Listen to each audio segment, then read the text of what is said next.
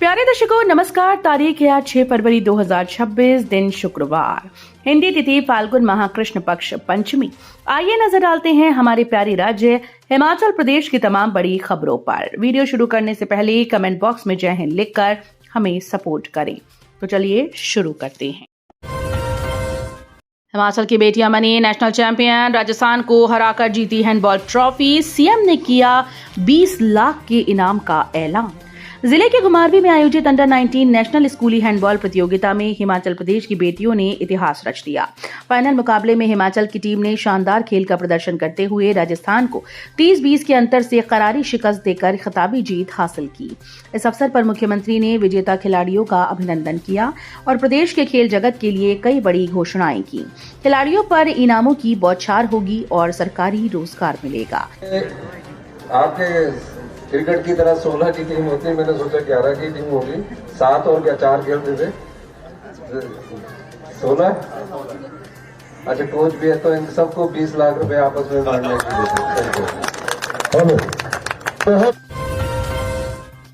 फिर सक्रिय होगा पश्चिमी विक्षोभ, इस दिन से बारिश और बर्फबारी के आसार। हिमाचल प्रदेश में एक बार फिर से बर्फबारी और बारिश का येलो अलर्ट जारी है। राज्य में फिर से 6 फरवरी को अधिक ऊंचाई वाले क्षेत्रों में बारिश और बर्फबारी की संभावनाएं व्यक्त की गई। 9 फरवरी से राज्य में एक बार फिर से पश्चिमी विक्षोभ सक्रिय हो रहा है। इस विक्षोभ के प्रभाव से 9 और 10 फरवरी को राज्य में फिर से बारिश और बर्फबारी का येलो अलर्ट जारी किया गया। राज्य के अधिक ऊंचाई वाले क्षेत्रों में इस दौरान बर्फबारी और निचले क्षेत्रों में बारिश की संभावनाएं व्यक्त की गई। मौसम विभाग शिमला से प्राप्त जानकारी के अनुसार गुरुवार को राज्य में मौसम साफ रहेगा।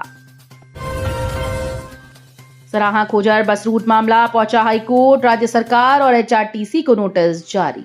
जिला सिरमौर के बच्छाड़ क्षेत्र के सराहा मिहिंदोबाग नाडक खोजर बस रूट को लेकर उपजे विवाद के बाद ये मामला प्रदेश हाईकोर्ट में पहुंच गया। हाईकोर्ट ने इस मामले में राज्य सरकार और हिमाचल रोड ट्रांसपोर्ट कॉर्पोरेशन से जवाब तलब किया।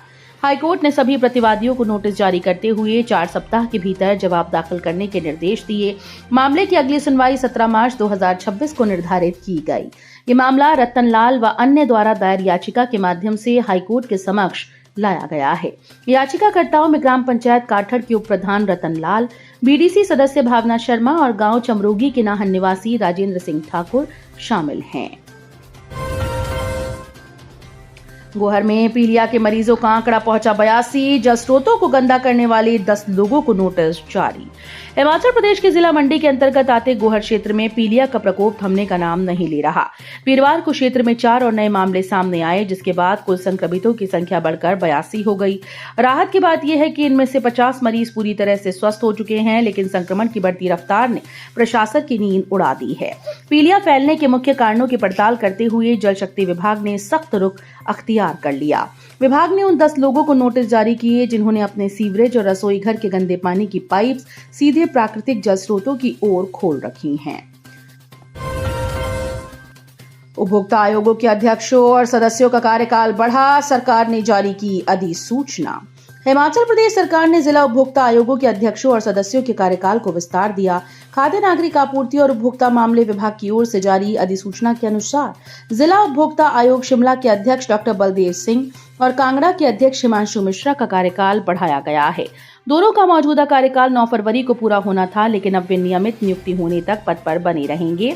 इसी तरह जिला उपभोक्ता आयोग कांगड़ा के सदस्य आरती सूद और नारायण ठाकुर और जिला उपभोक्ता आयोग हमीरपुर के सदस्य स्नेहलता का कार्यकाल भी बढ़ा दिया गया है।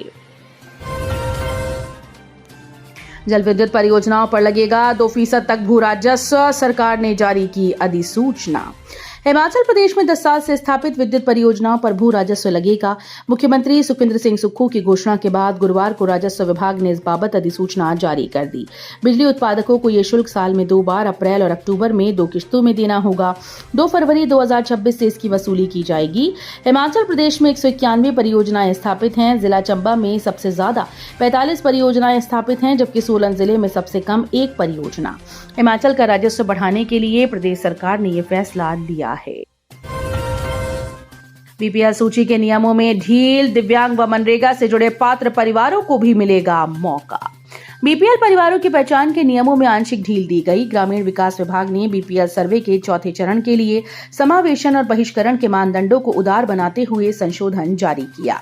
सरकार का कहना है कि इस बदलाव का मकसद उन जरूरतमंद परिवारों को भी बीपीएल सूची में शामिल करना है जो अब तक छूट रहे थे। आदेशों के अनुसार बीपीएल सर्वे की प्रक्रिया पहले ही चरणबद्ध तरीके से चल रही है। पहले, दूसरे और तीसरे चरण की चयन प्रक्रिया पूर्ण हो चुकी है और उनकी अंतिम सूचियां खंड स्तरीय समितियों के द्वारा जारी की जा चुकी हैं। अब चौथे चरण के लिए पात्रता शर्तों में कुछ नई श्रेणियां जोड़ी गई हैं। गौशाला का दरवाजा तोड़ अंदर घुसा खूंखार तेंदुआ, 25 भेड़ बकरियों की हमला कर ले ली जान। हिमाचल प्रदेश के जिला मंडी के अंतर्गत आते उपमंडल बाली चौकी की ग्राम पंचायत भनवास में एक खौफनाक घटना सामने आई। यहाँ के नलौट गांव में एक तेंदुए ने कहर बरपाते हुए एक साथ 25 भेड़ बकरियों को मौत के घाट उतार दिया। इस घटना के बाद पूरे इलाके में दहशत का माहौल है और प्रभावित परिवार पर दुखों का पहाड़ टूट पड़ा है। मिली जानकारी के अनुसार प्रभावित कौर सिंह पुत्र जय सिंह की गौशाला गांव से करीब 3 किलोमीटर दूर स्थित है। बुधवार रात खूंखार तेंदुए ने गौशाला का दरवाजा तोड़ दिया और अंदर घुसकर भेड़ बकरियों पर हमला कर दिया। नादौन में इंडोर स्टेडियम निर्माण को मिली रफ्तार, भूमि अधिग्रहण की अधिसूचना जारी। आने वाले समय में हमें खेल पर्यटन को भी बढ़ावा देना पड़ेगा और इस संदर्भ में एक बहुत बड़ा हम इंडोर स्टेडियम नादौन विधानसभा क्षेत्र में बनाने जा रहे हैं। उसके बाद सभी विधानसभा क्षेत्रों में एक मॉडल के तहत हम स्पोर्ट्स के खेल के मैदान बनाएंगे, इंडोर स्टेडियम बनाएंगे।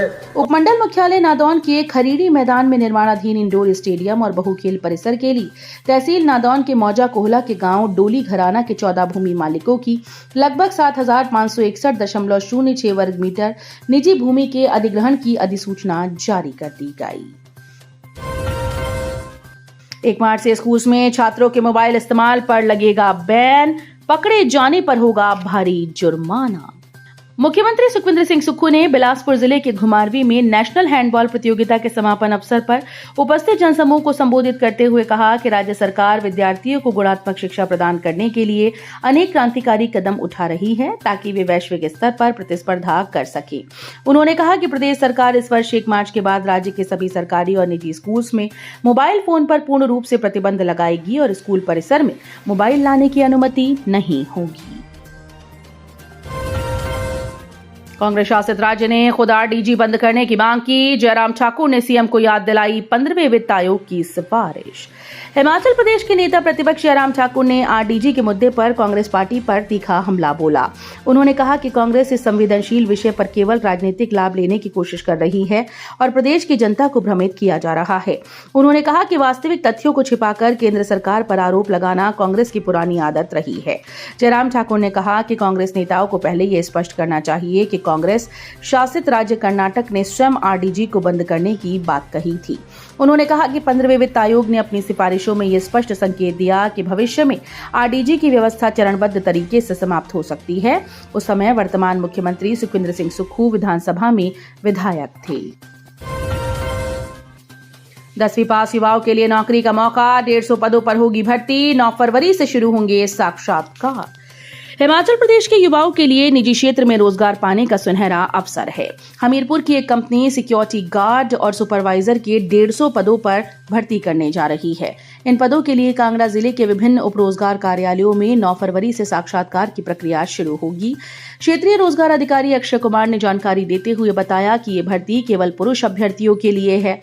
कम से कम 10वीं पास होना अनिवार्य है। सिक्योरिटी गार्ड और सुपरवाइजर के पदों के लिए उम्मीदवारों की भर्ती की जाएगी। आवेदकों की आयु सीमा 19 से 40 वर्ष के बीच निर्धारित की गई है।